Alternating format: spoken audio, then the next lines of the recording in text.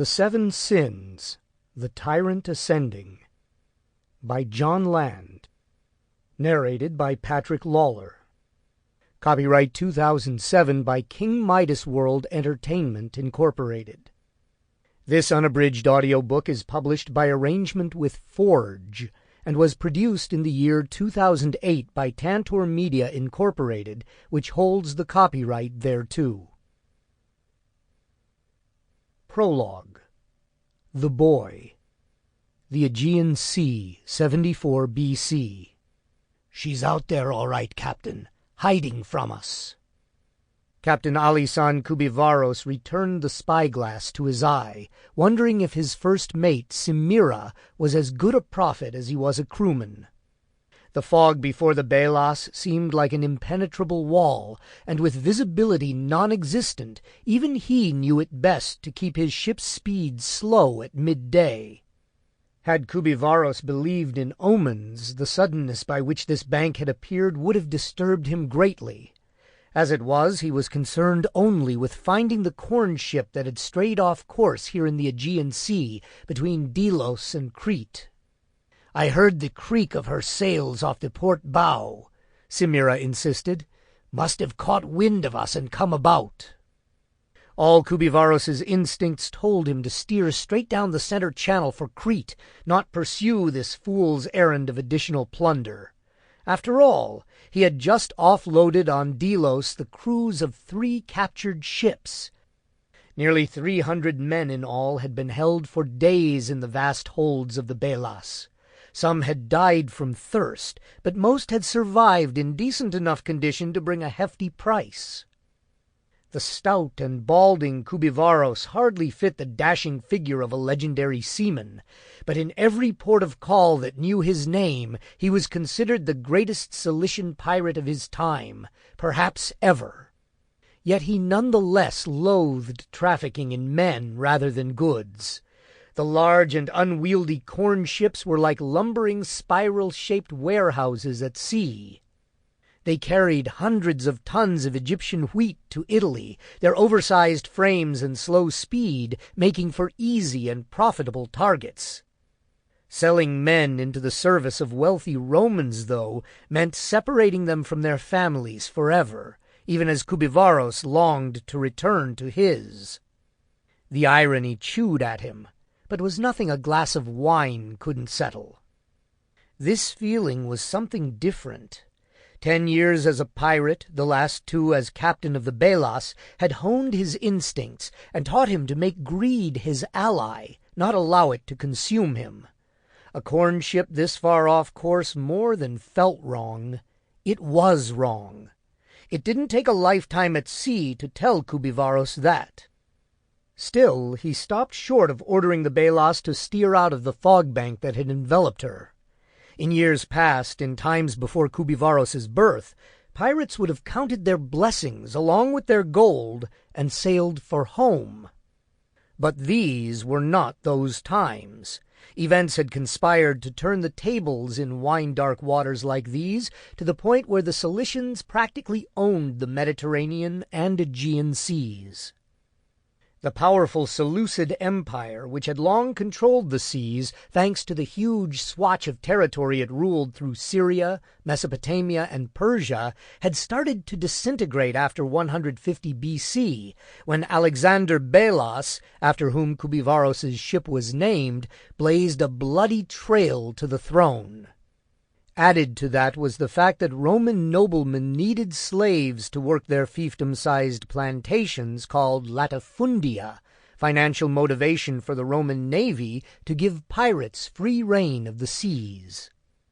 Crete, the Baleares, and Kubivaros's own homeland of western Cilicia became homes to thousands of pirates, serving as their bases of operations. The wars between the Romans and King Mithridates VI further destabilized Asia Minor and gave especially the Cilician pirates added power that men like Kubivaros seized passionately. As captain of the Belas, he need fear nothing, which made it all the more strange that today, mired in this fog bank, he feared something. Thanks to an especially rich plunder, formed of legendary spoils now safely buried in Crete, Koubivaros need never have set foot off land again. But the life he had chosen was about what he kept in his heart, as well as his ship's holds. And that, more often than anything, prevented him from seeking safe passage out of the fog bank. "There, sir," Semira beamed. "Her main sail's in view off our port bow."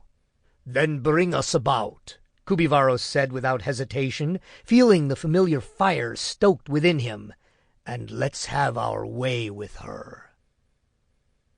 Quick and agile, the Belas sliced across the sluggish corn ship's route, leaving the prey no choice but to heave sail and stop. "Aganta!" Koubivaros roared, ordering his crew to hold fast.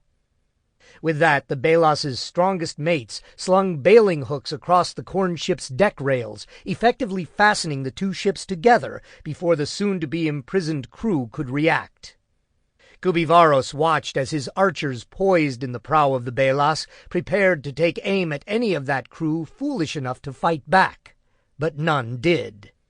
It never failed to surprise him how men were so willing to submit to capture and slavery if it meant saving their lives. For Koubivaros, death would have been far more welcome. The seized corn ship might have dwarfed the Belas in breadth, but their heights were only slightly dissimilar, allowing the raiding party led by Koubivaros to board with only a meager climb. He stepped onto the corn ship's deck to find her crew kneeling in submission. Koubivaros walked among them, boots skirting their fingers and knees. His heart hammered in excitement, all regret and trepidation vanquished by the rush of victory surging through his veins. "Who calls himself captain of this?" Koubivaros heard a hiss pulse through the air, an instant before arrows cut down the men on either side of him. He whipped his sword from its scabbard and swung to find Roman legion soldiers swarming onto the deck everywhere around him in full battle gear, wielding shields, swords, and spears as well as bows. Overwhelmed by the onslaught, his archers on board the Belas fired off a wildly errant burst before being cut down en masse by a flood of arrows that sliced through the fog wafting between the two ships. Koubivaros rushed toward the youngest crewman he had foolishly taken on the boarding party. Merely boys, they were ill-prepared for any battle, much less against the soldiers of Rome. His dormant skills as a swordsman returned with a flourish, his blade taking down 3 of the enemy, but not before 2 of the boys fell screaming at his feet. Koubivaros dropped his blade to comfort them as they died in the moments before he was taken captive. A pair of soldiers twisted his arms harshly behind his back and jerked him to his feet. Grimacing in pain, Koubivaros watched in silence as the ranks of the Roman soldiers parted, to allow a young man of almost feminine beauty to slide through, approaching the pirate captain with a narrow grin that struck a chord in his memory. His heart continued to hammer, though in fear now. "Do you know who I am?" the young man asked. "Caesar," Koubivaros replied, recognizing him as the rich Roman prefect he had kidnapped on 2 separate occasions 4 years apart. "I forgave you the first time," Julius Caesar told him when they were face to face. "I promised I would not forgive you the second." The first time Koubivaros had ransomed him for 25 talents. The second time, Caesar insisted the ransom be doubled, but warned if he wasn't released immediately, he would hunt the crew of the Belas down and kill them all. The pirates had laughed off the threat, then rejoiced in the poems and tales Caesar had shared with them during their time together, more as mates than as captive and captors. As if to respect that relationship, Caesar stopped short enough of Koubivaros to invite the captain to draw his sword and be slain in battle if he so chose. And the way the impish young man held his own sword at the ready, the captain had no doubt at whose hands his death would come. Instead, though, Koubivaros did something he never deemed himself capable of doing. He sank to his knees before the man who had twice been his prisoner. "Take my life," the captain implored him, "but spare my men." Your men are your life, and all of you will hang for not heeding my warning." Kubivaros looked into Caesar's eyes and saw nothing but black, bottomless holes. "And if there was a way to beseech you to be merciful, then I would listen to it. A treasure more vast than anything you can imagine." Kubivaros saw something in those black eyes before him change. He sensed hope. "The spoils of a great plunder that will assure any man who holds them a power fit for the gods." Caesar loomed a bit closer. "You believe I need such spoils?" "I believe they could only make you stronger." The black eyes flashed. "Go on." "I will make you a map to the spot in Crete where the treasure is buried. And in return, I ask only that you be merciful." "You'd take me at my word?" Kubivaros nodded subserviently. "Then, Captain, you have it." Standing before Kubivaros, Caesar studied the hastily scrawled map, matching up the scale and landmarks to his knowledge of Crete. He nodded in satisfaction as he tucked it inside his robes. "Very good, Captain Kubivaros," he said, cocking his gaze to the head of the Roman legion who had accompanied him. "Prepare the gallows for them." Kubivaros's eyes bulged in shock. You gave your word." "That I would be merciful," Caesar nodded, "and I will honor it by cutting your throats before I hang all of you, so you won't suffer." When it was over and the last of the slain crew of the Belas had been tossed overboard, the head of Caesar's Roman legion bowed reverently to him. "Should we plot a course back to Rome?" "No," Caesar told him, again regarding Kubivaros's map. "Crete." Central Turkey, high summer, 1957. "One of the greatest treasures ever known to man," Professor Rodney Young said simply. "That is what you expect to find, Professor?" Young turned away from the open shaft dug out of the excavated burial mound to face the official from Turkey's Bureau of Antiquities. "That's what brought me here, Mr. Saltuk." Young adjusted the sweat-soaked bandana tied round his long, thin neck. Standing alongside the 30-foot mound left him no protection from the midday sun, now at its peak, baking the air and scorching the ground, along with Young's pale skin. Occasionally the wind would whip huge plumes of dust into the air that pasted Young's face and hair with grit no amount of washing seemed able to remove. Sometimes he could feel it down his throat and on the inside of his mouth, to be ground between his teeth. "If my suspicions that the king known as Mita," Young continued, "gave birth to the legend of King Midas, I expect we are about to uncover one of the richest finds in history." Karim Saltuk, dwarfed by Young's lanky 6-foot frame, looked neither impressed nor convinced. "People have been searching for the lost treasure of King Midas, the man who could turn anything he touched into gold, for centuries, only to find it to be a myth, just like him." "Perhaps because they didn't know where to look," Young said, a strange sense of assurance creeping into his voice. For relief from the dust as much as anything, Young poked his head back into the shaft toward the work crew that were nearly finished excavating the opening of the tomb. A tenured professor at the University of Pennsylvania, he was here on behalf of the school's Museum of Archaeology and Anthropology, and couldn't help but imagine the wing that would be created to display this find if his suspicions were right. "Midas created gold," he told Saltuk. "Mita, according to my research, acquired it. A rather important distinction, Professor." Young's crew had used a drilling rig to bore deeply into the excavated mound uncovered above the modern village of Yassihoyuk. What Young suspected to be the burial chamber had been found 50 yards below the upper surface. To access it, his team had first dug a horizontal trench into the side of the mound, then tunneled through a double wall of tree logs and timbers, the last of which were about to be breached. Young had never learned to embrace the difficult work forged in hot, stale air, within cramped confines under the sparse light spilled by battery-operated lanterns hung from tunnel walls. The task was further complicated by the need to be painstakingly deliberate through every step of the excavation process. Patience was paramount, efficiency sacrificed in favor of caution, lest the secrets of the find be damaged or compromised. Your myth places Midas a ruler around 700 BC. Archaeologists and historians have confirmed that King Mita was a powerful leader at the same time in Phrygia, a region in what is now central Turkey and includes its capital of Gordion. Young paused dramatically. Here. So if you're right... If I'm right, the vast riches of the man who was the real King Midas are about to be unearthed.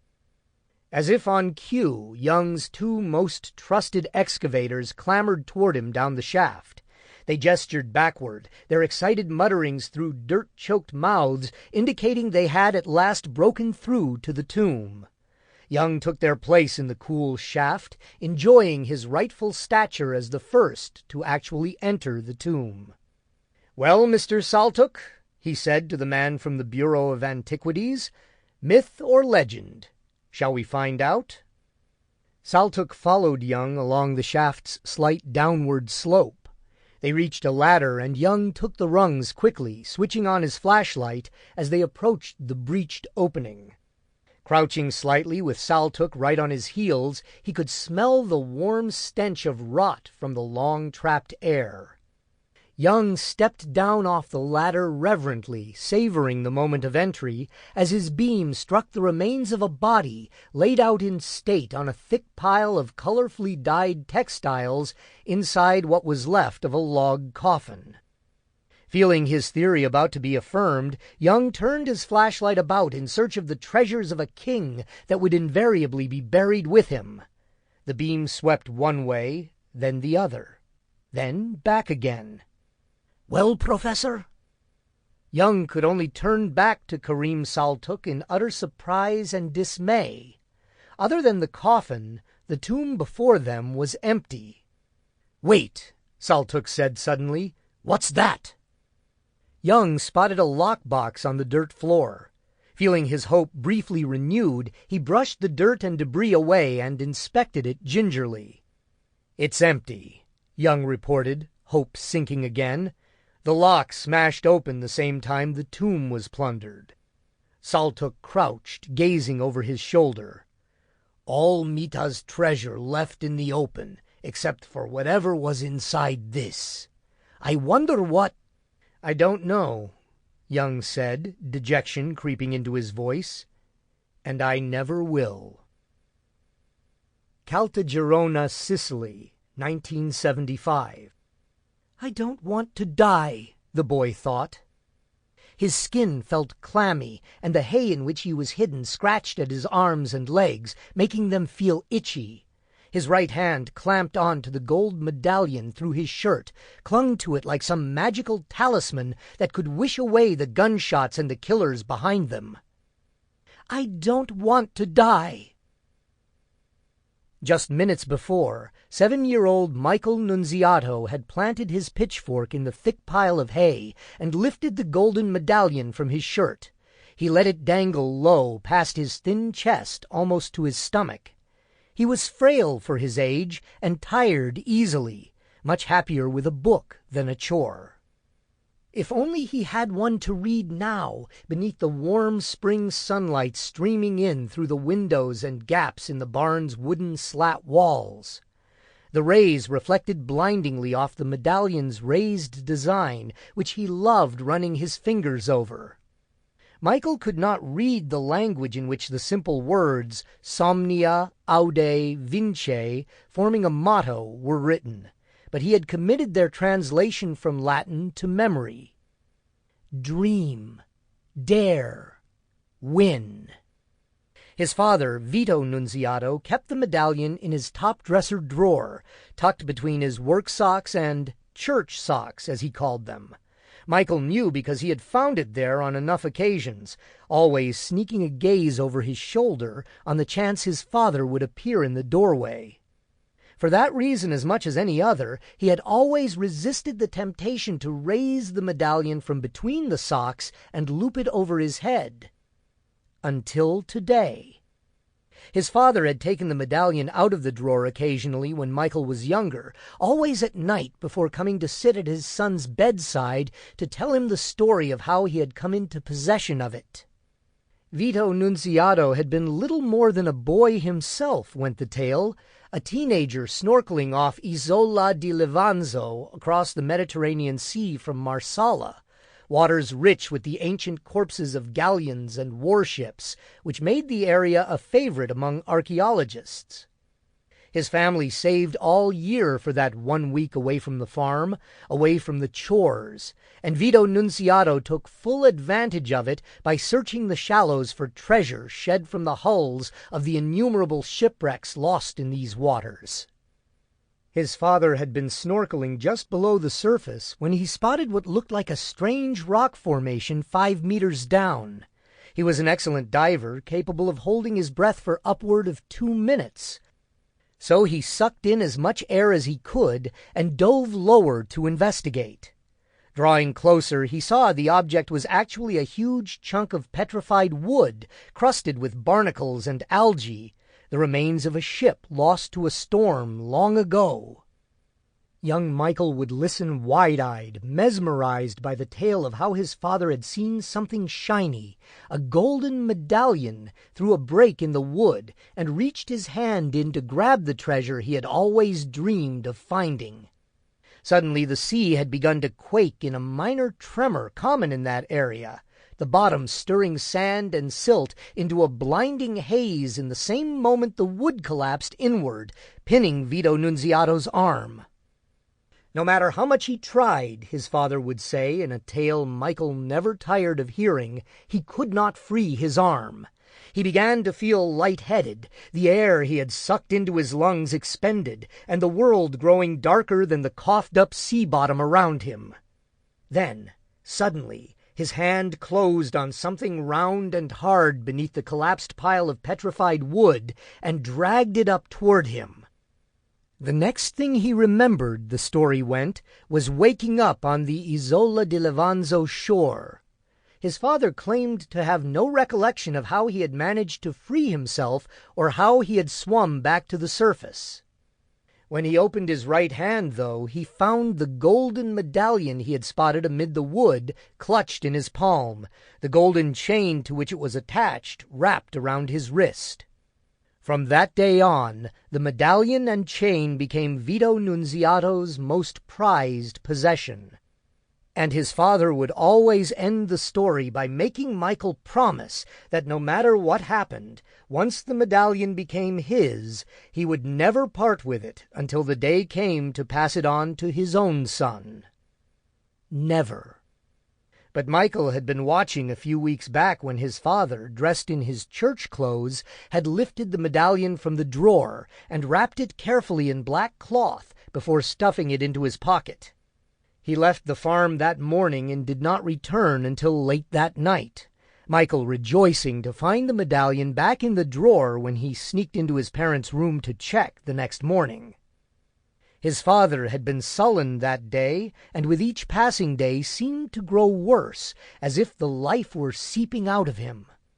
Eventually he became so distant and distracted that Michael felt emboldened enough that morning to creep into his parents' room after his father headed out to the farm's citrus fields and remove the medallion from the drawer.